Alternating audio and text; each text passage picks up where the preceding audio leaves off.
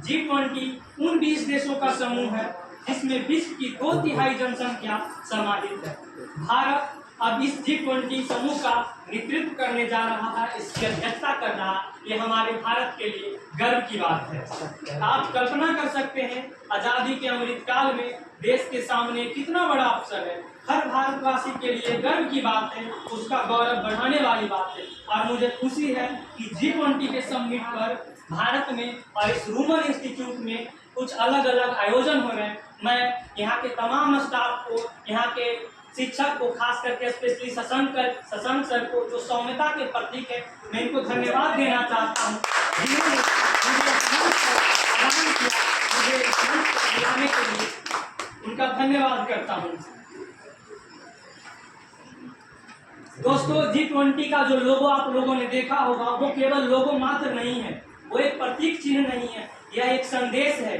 G20 का संदेश है, ये एक भावना है जो हमारी रगों में है, ये एक संकल्प है जो हमारी सोच में है। वसुधैव कुटुंबकम के मंत्र के जरिए विश्व बंधुत्व की जिस भावना से हम जीते आए हैं, वो विचार इस लोगो और थीम में प्रतिबिंब हो रहा है। इस लोगो में कमल का फूल भारत की पौराणिक धरोहर, हमारी आस्था और बौद्धिकता को चित्रित करता है। भारत समूचे विश्व को एक परिवार के रूप में माना है। शायद इसलिए भारत ने G20 का theme one earth, one family, one future रखा है। हमारे यहाँ अद्वैत का चिंतन जीव मात्र के एकत्र दर्शन का रहा है।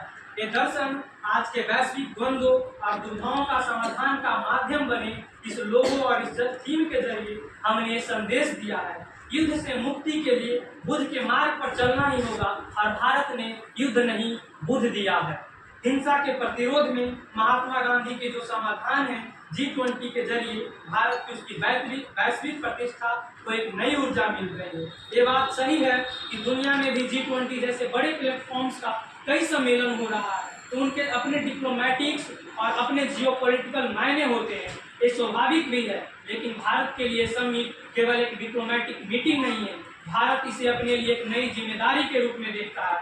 भारत इसे अपने प्रति दुनिया के विश्वास के रूप में देखता है। आज विश्व में भारत को जानने की, भारत को समझने की एक अभूतपूर्व जिज्ञासा है। आज भारत का एक नए आलोक में अध्ययन किया जा रहा है, हमारी वर्तमान की सफलताओं का आकलन किया जा रहा है, हमारे भविष्य को लेकर अभूतपूर्व आशाएं प्रकट की जा रही है। ऐसे में हम तमाम देशवासियों को, खास करके यहाँ पर बैठे समस्त नौजवानों की यह जिम्मेदारी है कि हम इन आशाओं और अपेक्षाओं से कहीं ज़्यादा बेहतर कर करके दिखाएं। ये हमारी जिम्मेदारी है, आप सबकी जिम्मेदारी है, आप इस युवा शक्ति की जिम्मेदारी है कि हम भारत की सोच और सामर्थ्य से, भारत की संस्कृति और सामाजिक शक्ति से विश्व को परिचित कराएं। ये हमारा दायित्व है कि हम अपनी 1000 वर्ष से पुरानी संस्कृति, बौद्धिकता और उसमें समाहित आधुनिकता से विश्व का ज्ञान वर्धन करें।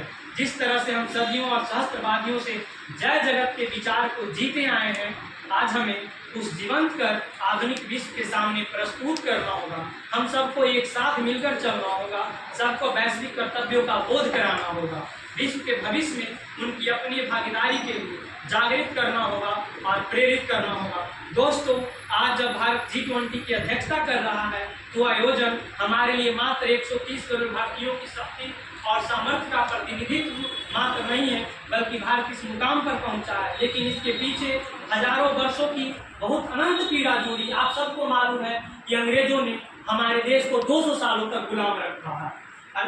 हजारों वर्षों तक उसकर और वैभव भी हमने देखा है। हमने विश्व के अंधकारमय दौर भी देखे हैं। हमने सदियों की गुलामी और अंधकार को जीने के लिए मजबूरी भरे दिन भी देखे हैं।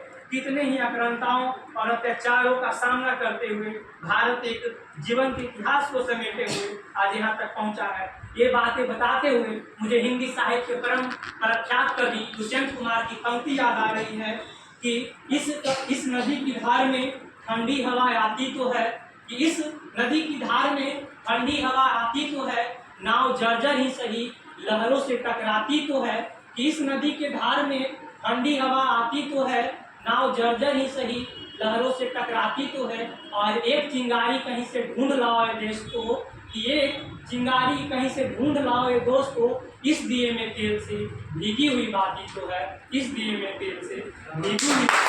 सबको बताना चाहता हूँ वो जो अनुभव आज भारत की विकास यात्रा में उसकी सबसे बड़ी ताकत बनी है। आज़ादी के बाद हमने शून्य से शुरू करके शिखर को लक्ष्य करके एक बड़ी यात्रा शुरू की है। पिछले 75 वर्षों में जितनी भी सरकारें आई हैं, या फिर मोरारजी सरकार आई हो, या फिर यूपीए की सरकार आई हो, या फिर बीजेपी की सरकार आई हो, उन सब के प्रयास शामिल हैं। इन 75 वर्षों में सभी सरकार और सभी नागरिकों ने अपने तरीके से मिलकर भारत को आगे बढ़ाने का प्रयास किया है। हमें इस स्पिरिट से आज एक नई ऊर्जा के साथ पूरी दुनिया को लेकर आगे बढ़ना होगा। साथियों, भारत की हजारों वर्ष पुरानी संस्कृति ने हमें एक और बात सिखाई है। जब हम अपनी प्रगति के लिए प्रयास करते हैं तो हम वैश्विक प्रगति की परिकल्पना भी करते हैं। आज भारत विश्व का इतना समृद्ध और सजीव लोकतंत्र है। हमारे पास लोकतंत्र के संस्कार भी हैं और मदर ऑफ डेमोक्रेसी के रूप में गौरवशाली परंपरा भी है। भारत के पास जितनी विशिष्टता है उतनी ही विविधता भी है। A democracy, a diversity, a indigenous approach, a inclusive सोच, a local life style, a global thoughts. आज वर्ल्ड इन्हीं आइडियाज में अपनी सभी चुनौतियों का समाधान देख रहा है और G20 इसके लिए बड़े अवसर के रूप में काम आ सकता है। हम दुनिया को ये दिखा सकते हैं कि कैसे डेमोक्रेसी जब एक व्यवस्था के साथ साथ एक संस्कार और संस्कृति बन जाती है तो कॉन्फ्लिक्ट्स नाम का स्कोप समाप्त हो जाता है। हम दुनिया के हर मानव को आश्वस्त कर सकते हैं कि प्रगति और प्रोडक्टिविटी दोनों एक दूसरे के साथ साथ चल सकते हैं। हम सस्टेनेबल डेवलपमेंट को लेकर केवल सरकार के सिस्टम को हर जगह इंडिविजुअल लाइफ का हिस्सा भी बनाना है, इसका विस्तार करना है।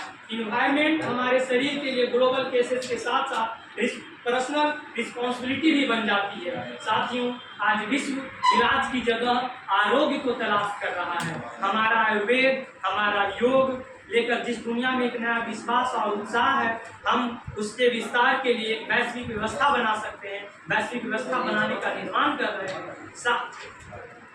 साथियों, कई क्षेत्रों में भारत की उपलब्धियां ऐसी है जो विश्व के अन्य देशों के भी काम आ सकती है। उदाहरण के तौर पर भारत ने डिजिटल टेक्नोलॉजी का जिस तरह से उपयोग और विकास के लिए काम किया है, इंक्लूजन के लिए किया है, भ्रष्टाचार मिटाने के लिए किया है, ईज ऑफ डूइंग बिजनेस और ईज ऑफ लिविंग बढ़ाने के लिए क्या है, ये सभी विकासशील देश के लिए मॉडल्स और डेवलपमेंट्स हैं।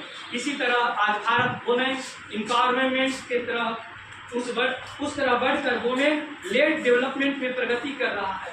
हमारे जनधन अकाउंट्स और मुद्रा जैसी योजनाओं ने महिलाओं को फाइनेंशियल इंक्लूजन को सुनिश्चित किया है। ऐसे ही विभिन्न क्षेत्रों में हमारा अनुभव विश्व की बड़ी मदद कर सकता है और G20 में भारत की अध्यक्षता इन सफल अभियानों को लेकर विश्व तक ले जाने का एक अहम माध्यम बन सकता है। आज विश्व का सामूहिक नेतृत्व की तरह आशा देखते हुए, चाहे वो G20, G7 हो या G77 हो या फिर UNGO United nation of global assembly हो, इस माहौल में G20 के प्रेसिडेंट के तौर पर भारत की भूमिका बहुत अहम है। भारत एक और विकसित देशों से घनिष्ठ रिश्ते रखता है और साथ ही विकासशील देशों के दृष्टिकोण को भी अच्छी तरह समझता है, उसकी अभिव्यक्ति करता है। इसी आधार पर हम अपनी G20 अध्यक्षता की रूपरेखा ग्लोबल साउथ के उन सभी मित्रों के साथ मिलकर बनाएंगे जो विकास के पथ पर दशकों तक भारत के सह यात्री बने हैं। हमारा प्रयास रहेगा कि विश्व में कोई भी फर्स्ट वर्ल्ड या थर्ड वर्ल्ड न हो, बल्कि केवल वन वर्ल्ड हो। भारत पूरे विश्व को एक कॉमन ऑब्जेक्टिव के लिए, एक बेहतर भविष्य के लिए साथ ले जाने के विजन पर काम कर रहा है। भारत ने वन सन, वन वर्ल्ड, वन ग्रिड के मंत्र के साथ विश्व में रिन्यूएबल एनर्जी रिवोल्यूशन का आह्वान किया है।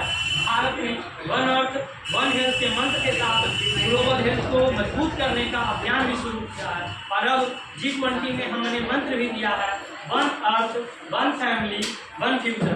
भारत के ही विचार, यही संस्कार विश्व कल्याण के मार्ग को प्रशस्त करेंगे। इसी कामना के साथ आप सभी का मैं हार्दिक स्वागत करता हूं और आप सबका अभिनंदन करता हूं। और आखिरी के 4 पंक्ति में बताऊंगा कि पत्थर की बंदिश से भी क्या बहती नदियां रुकती है, पत्थर की बंदिश से भी क्या बहती नदियां रुकती है, हालातों की धमकी से क्या अपनी नजरें झुकती है। किस्मत के हर पन्ने पर किस्मत लिखवाना पड़ता है, किस्मत के हर पन्ने पर किस्मत लिखवाना पड़ता है। जिसमें मासाल सा जज्बा हो, वो दीप जलाना पड़ता है, वापस आना पड़ता है, वापस आना पड़ता है। इसी अप्रोच के साथ भारत इसी अप्रोच के साथ अर्थ से लेकर अर्श तक की ऊंचाइयों का सामना किया। और मैंने जैसा कि बताया था कि इसके 4 पंक्ति पर्यावरण पर आखिरी में सुनाऊंगा, वो उसके 4 बंद इस तरह है कि इतिहासों में जो हुआ नहीं इस बरस इस बार हो, शिशुपाल के गृह स्थल पर सुदर्शन का प्रहार हो, मान सिंह का तना है सीना, प्रताप का भाला पार हो, अस्वच्छता बनी है रावण तो राम का अवतार हो, स्वयं रहेंगे साफ हमेशा इस नारे का ऐलान हो, और सचमुच सारे जहां से अच्छा अपना हिंदुस्तान।